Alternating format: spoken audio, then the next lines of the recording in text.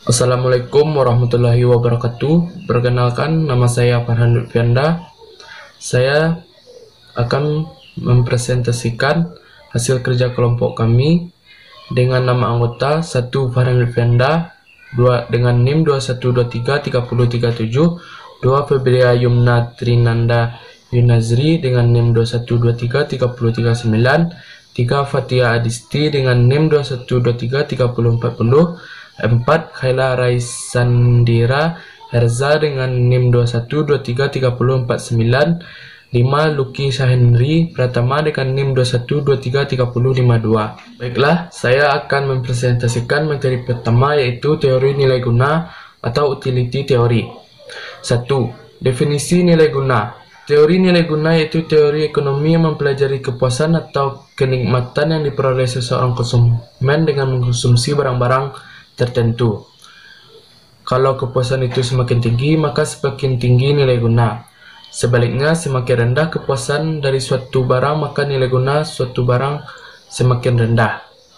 Nilai guna dibedakan antara dua pengertian. 1. Nilai guna total atau total utility. Diartikan sebagai jumlah keseluruhan kepuasan yang diperoleh dari mengkonsumsi sejumlah barang-barang tertentu. 2. Nilai guna marginal atau marginal utility. Diartikan sebagai pertambahan atau pengurangan kepuasan sebagai akibat dari pertambahan dan pengurangan penggunaan suatu unit barang tertentu. Berikut adalah contoh nilai guna total dan nilai guna marginal. Contoh nilai guna total. Si A membeli roti 2 buah dan memakannya di kantin sekolah dengan nilai guna 4. Pada hari berikutnya, si A membeli roti 4 karena setelah berolahraga dengan nilai guna 6. Contoh nilai guna marginal. Si A memakan roti, nilai guna total roti 30. Pada konsumsi berikutnya, nilai guna 50. Dan nilai guna total konsumsi roti berikutnya akan kita temukan nilai guna marginalnya, yaitu 50 kurang 30 sama dengan 20. Jadi nilai marginalnya 20. Di samping berikut adalah contoh tabel nilai guna marginal. Maksimuman nilai guna. Setiap orang akan berusaha untuk memaksimumkan nilai guna dari barang yang dikonsumsinya. Bila barang yang digunakan adalah berbagai jenis, cara untuk menentukan corak konsumsi barang yang akan menciptakan nilai guna yang maksimum menjadi lebih rumit. Kerumitan diakibatkan adanya perbedaan harga dari masing-masing barang.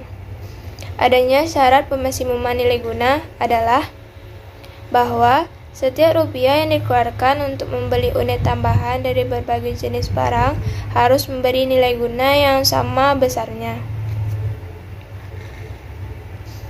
Pemaksimuman nilai guna dinyatakan dalam rumus sebagai berikut. MU barang A per PA sama dengan MU barang B per PB sama dengan MU barang C per PC. MU sama dengan nilai guna kardigal. PA, PB, serta PC harga barang A, B, dan C. MU barang A sama dengan P barang A, dan lain-lain. Artinya, kepuasan tertinggi yang dicapai seseorang bila ia mengkonsumsi barang A dengan harga tersebut adalah nilai guna marginalnya sama dengan harga yang dibayarkan untuk barang A. Teori nilai guna dan permintaan. Teori nilai guna yaitu teori ekonomi yang mempelajari kepuasan dan kenikmatan yang diperoleh seseorang konsumen dari mengkonsumsi barang-barang. Kalau kepuasan itu semakin tinggi, maka semakin tinggi nilai guna. Sebaliknya, semakin rendah kepuasan dari suatu barang, maka nilai guna semakin rendah pula. Kurva permintaan bersifat menurun dari kiri atas ke kanan bawah yang menggambarkan bahwa semakin rendah harga suatu barang, semakin banyak permintaan ke atasnya. Ada dua faktor yang menyebabkan permintaan ke atas. Suatu barang berubah apabila harga barang itu mengalami perubahan, efek pergantian, dan efek pendapatan. Baiklah, saya akan menjelaskan tentang kurva kepuasan sama. Kurva kepuasan sama atau indifference curve adalah suatu garis yang menghubungkan titik-titik kombinasi dari dua macam barang konsumsi yang dapat memberikan kepuasan sama. Ciri-ciri kurva sama atau indifference curve. Yang pertama, kurva indifferent mempunyai nilai kemiringan negatif atau negatively slope, atau paling tidak tak pernah mempunyai nilai kemiringan positif. Hal ini berarti bahwa bila konsumsi suatu jenis barang ditambah, maka konsumsi barang lain harus dikurangi. Bentuk ekstrim dari kurva indifferent adalah sejajar, sumbu vertikal, dan horizontal. Yang kedua, bentuk kurva indifferent cembung ke titik origin atau titik O. Hal ini menunjukkan derajat penggantian barang yang semakin menurun. Derajat penggantian ini digunakan untuk mengetahui berapa jumlah barang yang harus diketahui untuk menambah barang lain agar kepuasan yang diterima tetap sama. Yang ketiga, kurva indifferent tidak saling berpotongan, karena apabila saling berpotongan, maka tidak konsisten dengan definisi yang telah dijelaskan. Selanjutnya, kombinasi barang yang mewujudkan kepuasan sama.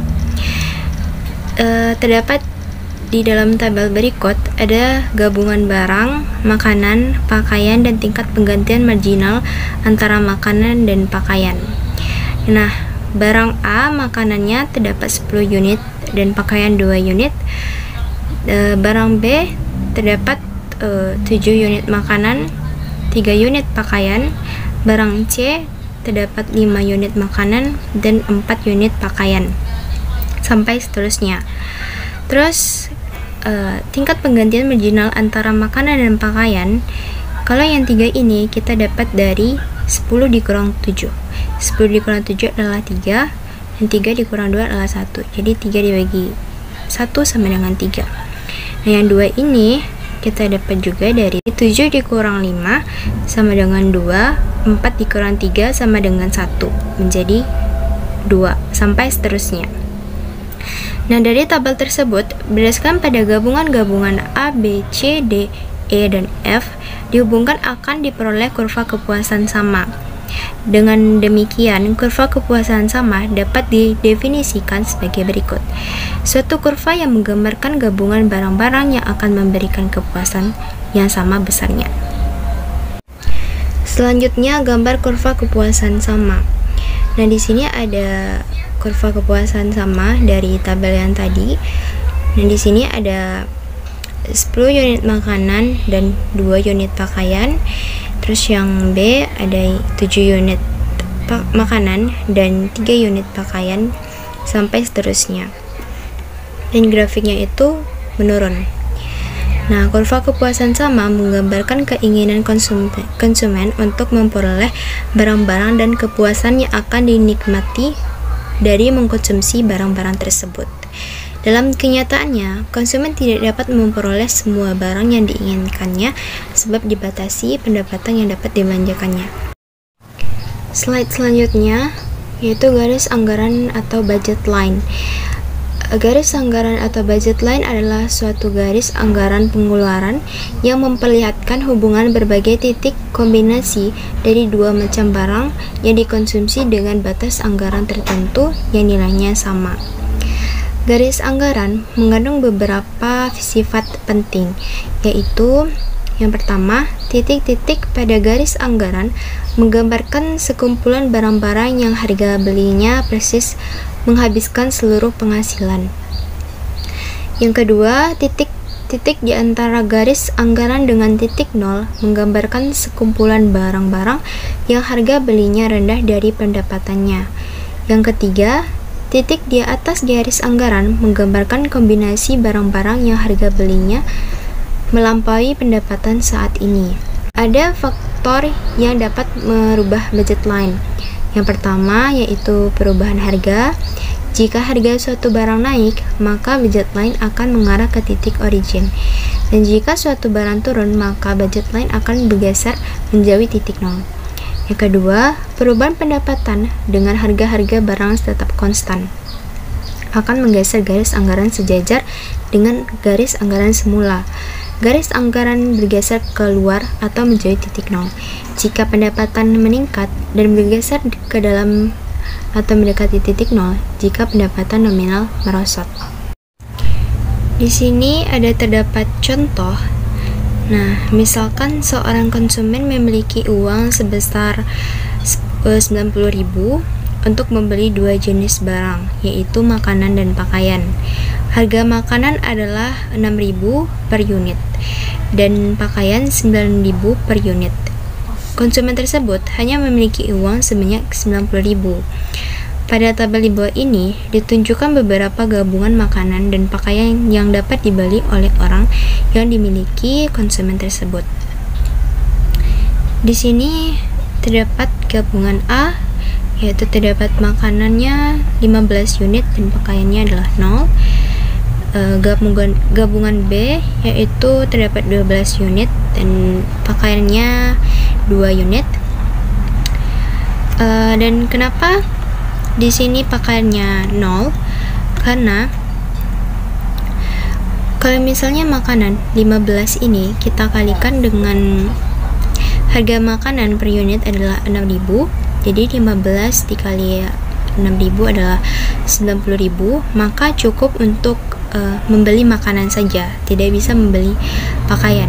Begitu pula dengan gabungan F, dan makanannya adalah 0 dan pakaiannya adalah 10. Kalau misalnya 10 kita kalikan dengan harga pakaian per unit, dan harga pakaiannya itu kan adalah 9.000, jadi 10.000 dikali 9.000 adalah 90.000 dan cukup untuk membeli pakaian saja, tidak bisa untuk membeli makanan. Nah, kalau misalnya gabungan B sampai yang E, nah kita misalkan yang B ini makanannya adalah 12. Nah, 12 dikali 6 harga makanannya per unit, jadi 12 dikali 6 adalah 72. Nah, pakaian 9 dikali 2 adalah 18. 72 ditambah 18 sama dengan 90. Jadi cukup untuk membeli makanan dan pakaian sampai seterusnya. Assalamualaikum warahmatullahi wabarakatuh. Perkenalkan, nama saya Lucky Sheni Pratama. Saya akan mempresentasikan syarat kepuasan konsumen. Menurut para ahli, kepuasan konsumen antara lain Fandi mendefinisikan kepuasan konsumen sebagai evaluasi secara sadar atau penilaian menyangkut kinerja produk, relatif bagus atau tidak. Kepuasan konsumen menurut Barclay dan Taylor pada tahun 1994 fokus dari proses manajemen berorientasi pada konsumen. Bahkan dinyatakan pula bahwa kepuasan pelanggan adalah kualitas. Dinyatakan oleh Juran pada tahun 1993, kualitas adalah kepuasan konsumen. Kepuasan konsumen berkait dengan mutu. Mutu mempunyai dampak langsung pada prestasi produk jauh lebih rendah ketimbang harapan konsumen. Konsumen yang merasa puas akan membeli ulang dan mereka memberitahu orang lain mengenai pengalaman baik dengan produk itu. Kuncinya adalah memenuhi harapan konsumen dengan prestasi perusahaan. Kepuasan konsumen adalah suatu keadaan di mana keinginan, harapan, dan kebutuhan konsumen dipenuhi. Suatu pelayanan dinilai memuaskan bila pelayanan tersebut dapat memenuhi kebutuhan dan harapan konsumen tersebut. Elemen pelayanan yang dapat dipastikan tidak efektif dan tidak efisien. Hal ini terutama sangat penting bagi pelayanan publik. Tujuan seorang konsumen yang rasional ialah mendapatkan kepuasan yang maksimum dari suatu barang yang dikonsumsinya. Seorang konsumen yang mencapai kepuasan yang maksimum dari mengkonsumsi suatu barang, dikatakan konsumen tersebut berada dalam kondisi keseimbangan atau equilibrium. Tingkat kepuasan maksimum konsumen dapat dicapai pada waktu konsumen dapat memenuhi kebutuhan yang diinginkannya. Bagaimana konsumen dapat memenuhi kebutuhan yang diinginkannya? Ada beberapa faktor yang dapat memenuhi kebutuhan konsumen, antara lain yaitu pendapatan konsumen, harga barang, dan selera konsumen tersebut. Sebagai ilustrasi, ada dua orang pembeli masuk supermarket. Orang pertama keluar supermarket tidak membeli apapun, dan orang kedua keluar supermarket membeli kebutuhannya. Pertanyaan, pembeli yang mana yang dapat mencapai tingkat kepuasan maksimum konsumen? Jawabannya, tentulah pembeli yang dapat memenuhi kebutuhannya, yaitu pembeli kedua. Syarat mencapai kepuasan konsumen yang maksimum ialah seorang konsumen akan mencapai kepuasan maksimum apabila marginal utility dari setiap rupiah yang dibelanjakan untuk berbagai jenis barang adalah sama. Secara matematis, syarat tersebut dapat ditulis sebagai berikut. MU X atau PX sama dengan MU Y atau PY dengan kendala PX dikali QX ditambah PY dikali QY, di mana M sama dengan pendapatan uang individu utility periode waktu. MUX sama dengan marginal utility barang X. MUY sama dengan marginal utility Y. PX sama dengan harga per unit barang X. PY harga per unit barang. Perubahan harga. Harga garis konsumsi merupakan hubungan antara keseimbangan yang diwujudkan oleh perubahan harga. A. Jika harga pakaian naik menjadi 15.000 per unit dan harga makanan tetap. B. Jika harga pakaian turun menjadi 6.000 per unit dan harga makanan tetap.